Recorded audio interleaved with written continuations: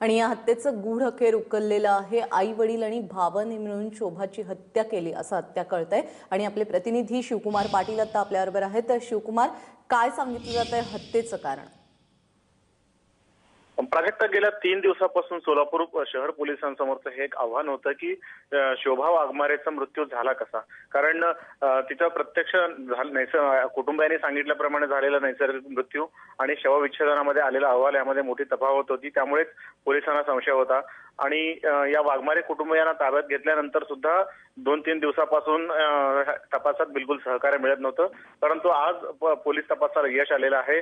आताच या वाघमारे कुटुंबियांनी हे मान्य केले की आम्हीच गळा दाबून शोभाची हत्या केलेली आहे आणि स्वतः जे रेल्वे पोलीस दलात जे कार्यरत आहेत त्यांचे वडील मल्लिकार्जुन वाघमारे यांनीच ही स्वतः आपल्या पोटच्या लेकीचा गळा दाबलेला आहे हे उघड झालेलं आहे पोलिसांमध्ये। त्यामुळे एका मोठ्या आणि गूढ हत्या प्रकरणाचा तपास लावण्यामध्ये शहर पोलिसांना यश आलेलं आहे। सध्या यात त्यांच्या वडील जे आहेत स्वतः ज्यांनी हत्या केली ते शोभाची आई आणि त्यांचे कारण काय आहे? का मारलं आई वडिलांनी आणि भावाने तिला?